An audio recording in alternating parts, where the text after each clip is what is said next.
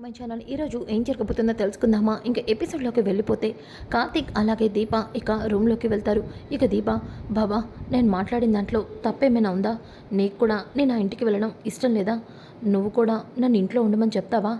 అలా ఎలా చెప్తాను దీప? అమ్మ కంటే నువ్వు ఆ ఇంటి వారసురాలివి, నా అత్త కూతురు అని తెలీదు.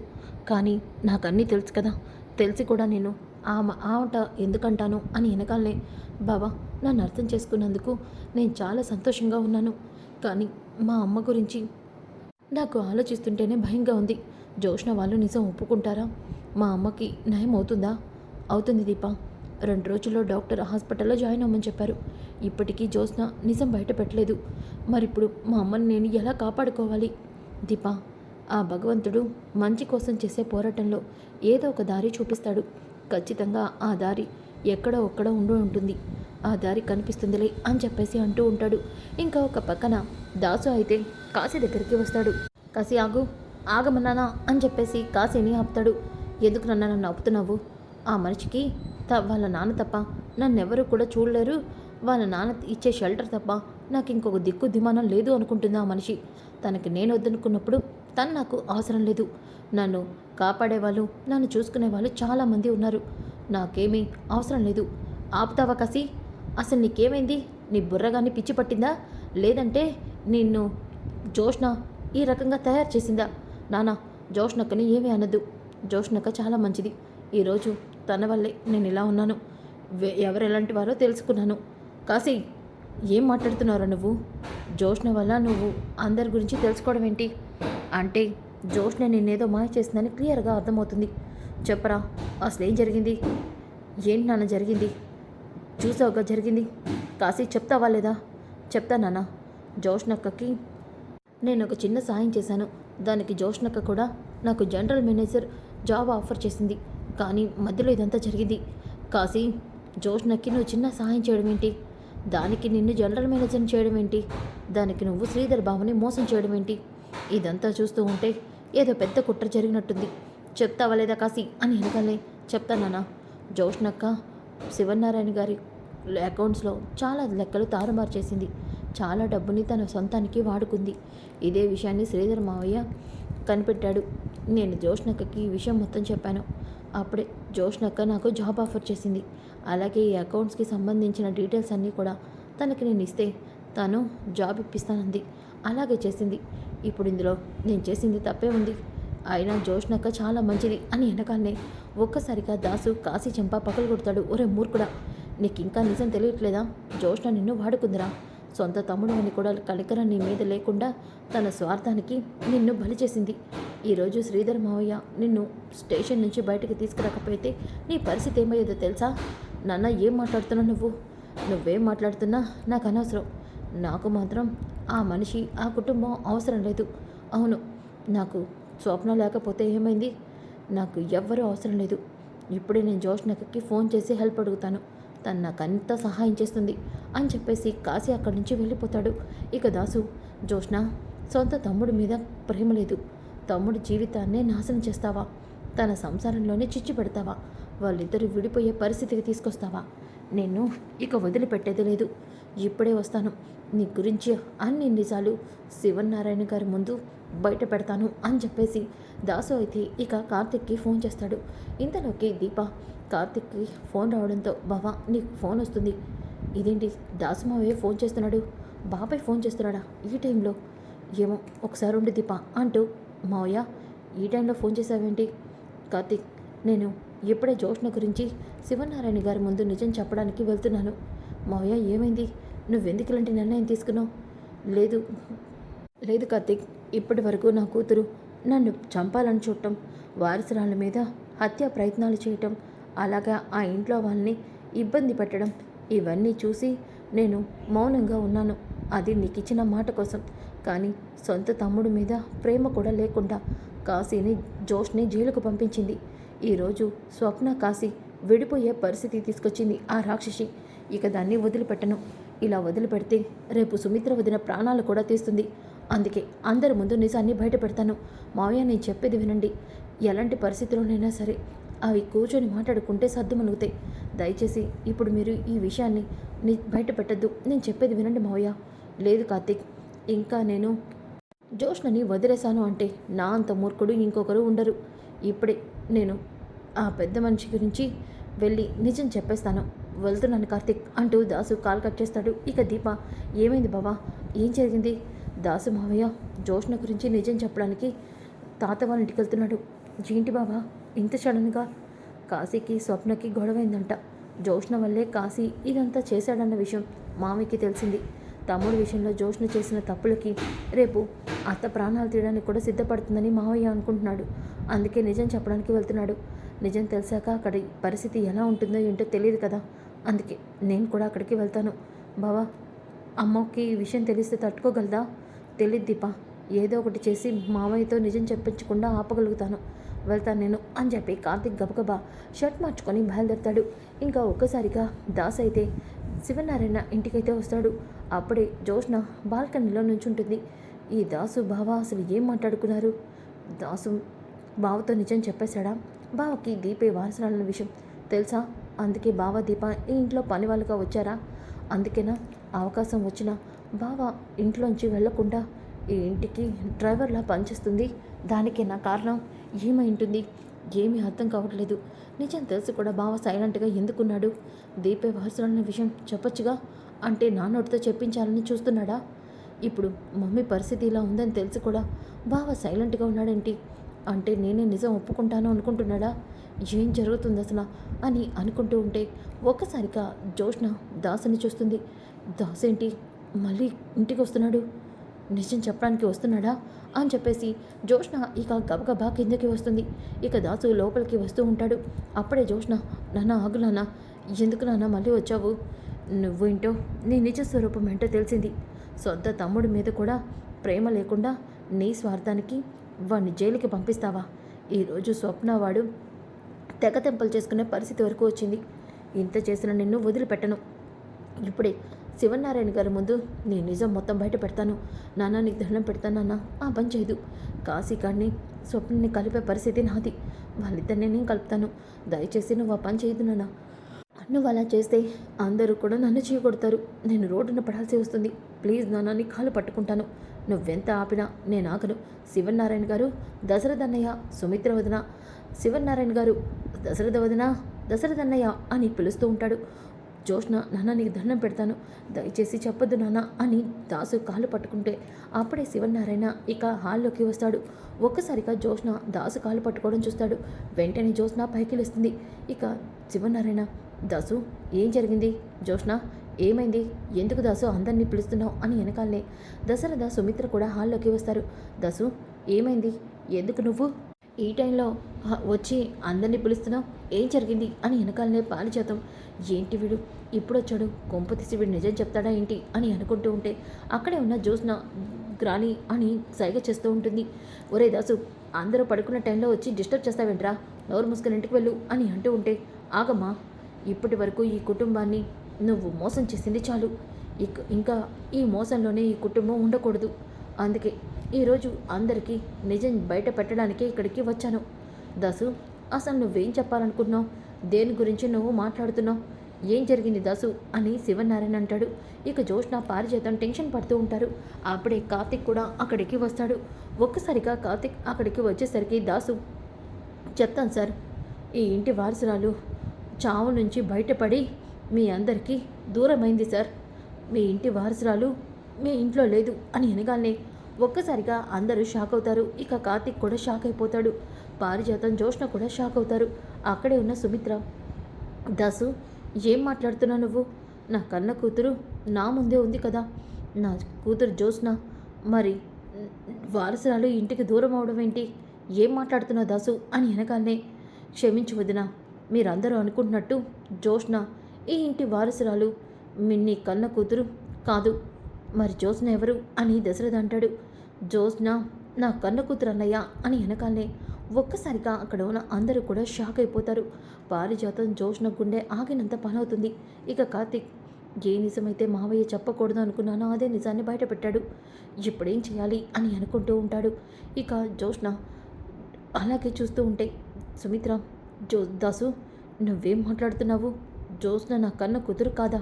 కాదు వదినా, ముమ్మాటికి జోష్న నీ రక్తం పంచుకున్న నీ కన్న కూతురు, నువ్వు నవమోసాలు మోసిన కూతురు కాదా వదినా?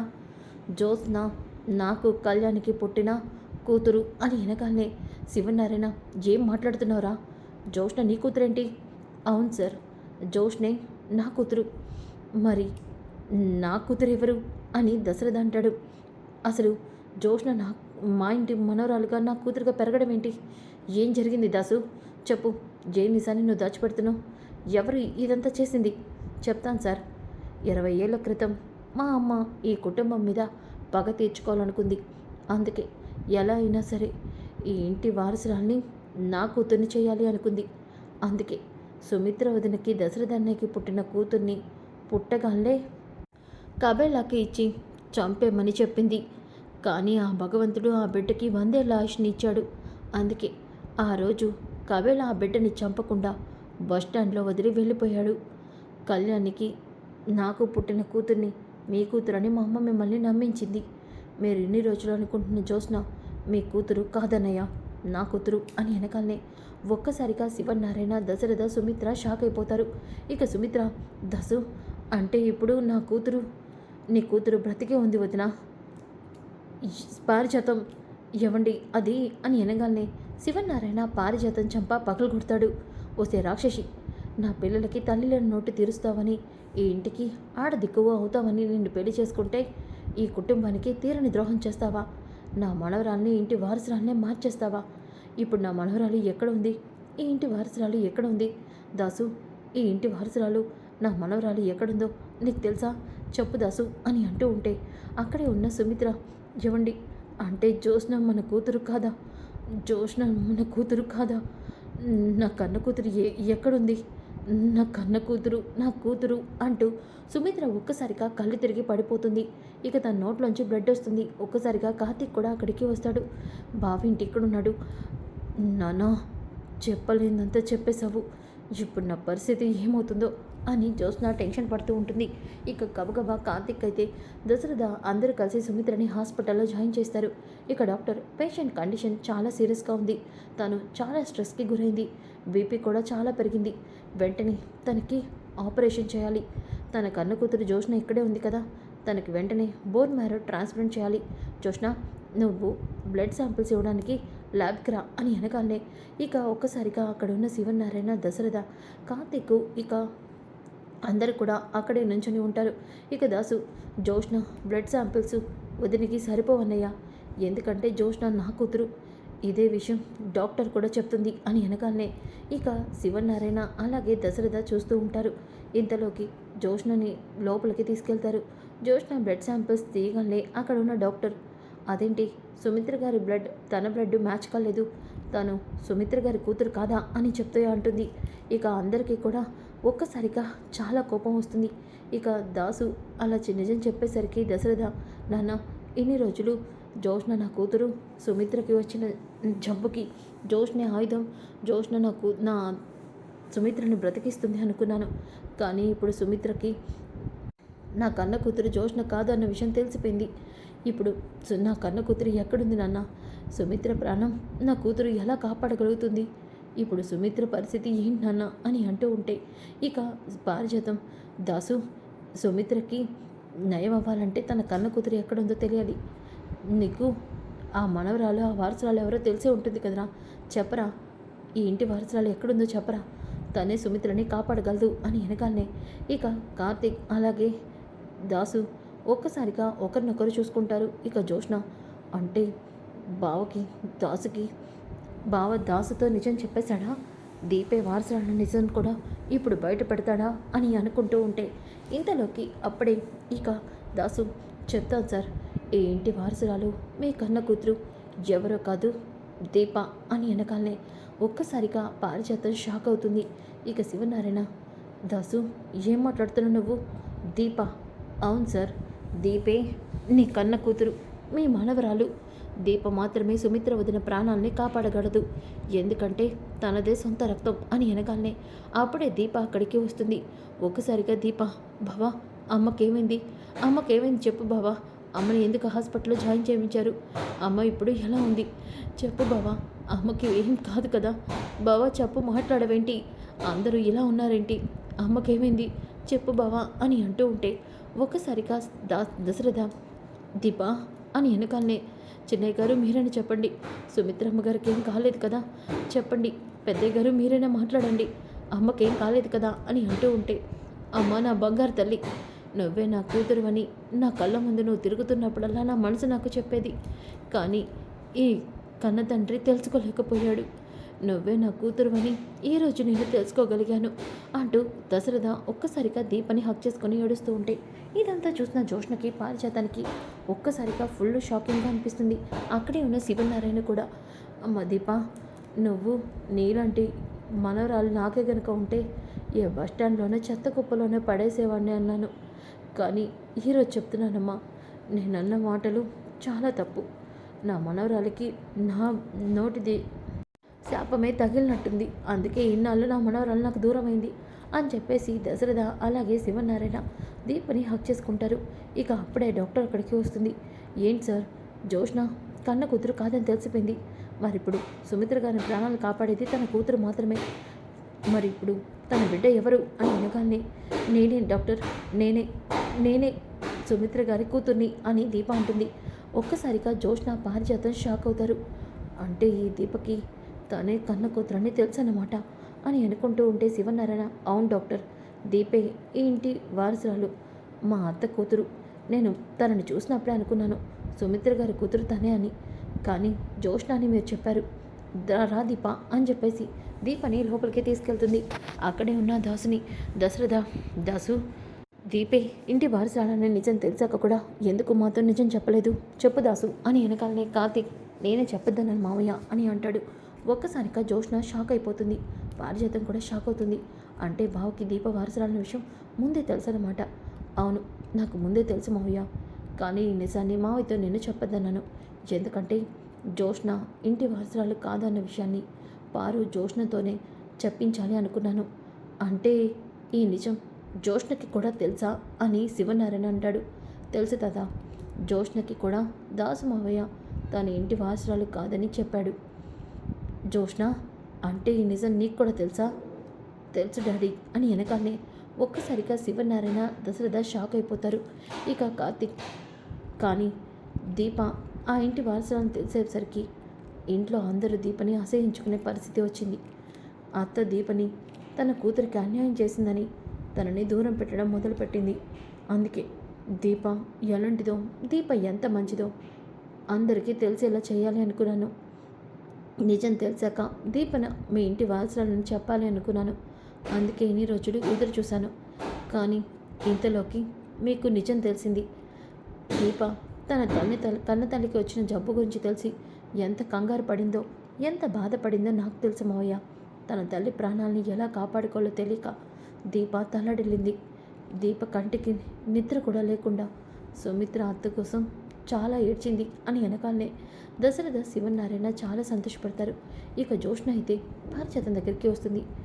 ఇప్పుడు నీ కొడుకు మన కొంప ముంచాడు, మనల్ని తాత పోలీసులకు అప్పగించేలోపు మనమే పారిపోవడం బెటర్ అని అనుకుంటూ ఉంటే ఇక పారిజాతం అవునే పద మన ఇక్కడి నుంచి వెళ్ళిపోదాం అని మెల్లగా వెళ్ళిపోతూ ఉంటే శివనారాయణ పారిజాతం ఎక్కడికి వెళ్తున్నావు? ఆగు, నీతో తెచ్చుకోవాల్సినవి చాలా ఉన్నాయి. సుమిత్ర ఆపరేషన్ అయిపోయి అప్పుడు నీకు నీ మనవరాలకి ఒకేసారి నేను ఏం చేయాలో అదే చేస్తాను. ఇక్కడి నుంచి మీరు కదిలే ప్రసక్తే లేదు. దాసు, వీళ్ళిద్దరూ ఇక్కడి నుంచి కదలడానికి వీల్లేదు. వీళ్ళని చూసుకోవాల్సింది నువ్వే అని వెనకాలనే ఇక దాసు సరే సార్, మా అమ్మని నా కూతుర్ని నేను చూసుకుంటాను అని చెప్పేసి అంటాడు. ఇక దశరథ సుమిత్రకి ఏం కాదు కదా, ఏం కాదు మావయ్య, తన కూతురే అత్త ప్రాణాలని కాపాడుతుంది అని వెనకాలనే డాక్టర్ బయటికి వస్తుంది. కంగ్రాట్స్ దశరథ్ గారు, మీ ఆవిడ సుమిత్ర గారికి ఏ ప్రమాదం లేదు, operation success, bone marrow transplant జరిగిపోయింది. దీపకి అలాగే సుమిత్ర గారికి ఇక ఎటువంటి ప్రాబ్లం లేదు అని వెనకాలనే ఒక్కసారిగా ఇద్దరు చాలా సంతోషపడిపోతారు. ఇక జోష్న అలాగే పారిజాతం టెన్షన్ పడుతూ చెమటలు పడుతూ ఉంటారు. ఇక దీపని అలాగే సుమిత్రని చూడటానికి లోపలికి వెళ్తారు. సుమిత్ర అలాగే దీప ఇద్దరు కూడా బాగానే ఉంటారు. ఇంతలోకి దీప కళ్ళు తెరుస్తుంది. అమ్మకేం కాలేదు కదా నాన్న అని అంటుంది. లేదమ్మా, నీలాంటి కూతురు ఉండగా ఏ తల్లిదండ్రులు కూడా ఏ బాధ పడరు అని వెనకాలనే దీప చాలా సంతోషపడుతుంది. ఇక కార్తీక్ మరదలా నువ్వే ఇంటి వారసురాలన్న విషయం అందరికీ తెలిసిపోయింది. ఇక అత్తకి మాత్రమే తెలియాలి అని చెప్పేసి కార్తీక్ అంటాడు. సో ఫ్రెండ్స్, కమింగ్ ఎపిసోడ్ చాలా చాలా ఇంట్రెస్టింగ్గా ఉంటుంది. Don't miss. ఈ వీడియో నచ్చితే లైక్ చేయండి, షేర్ చేయండి. Thanks for watching.